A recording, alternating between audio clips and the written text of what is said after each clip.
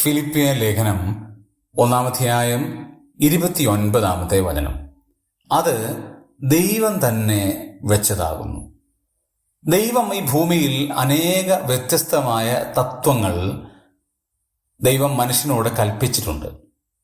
ദൈവം വെച്ച ചില കൽപ്പനകളുണ്ട്, അത് മാറ്റാൻ പോലും പറ്റില്ല.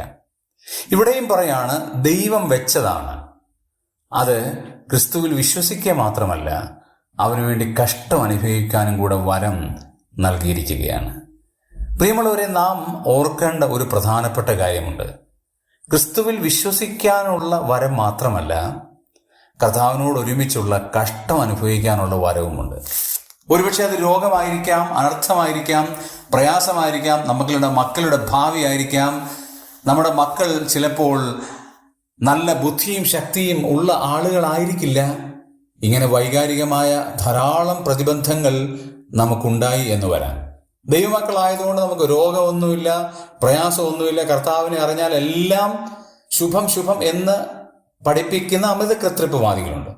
കർത്താവ് തന്നെ പറഞ്ഞത് ഇങ്ങനെയാണ്: ഈ ഭൂമിയിൽ നിങ്ങൾക്ക് കഷ്ടമുണ്ട്, എങ്കിലും ധൈര്യപ്പെടുവിൻ, ഞാൻ ലോകത്തെ ജയിച്ചിരിക്കുന്നു എന്നാണ്.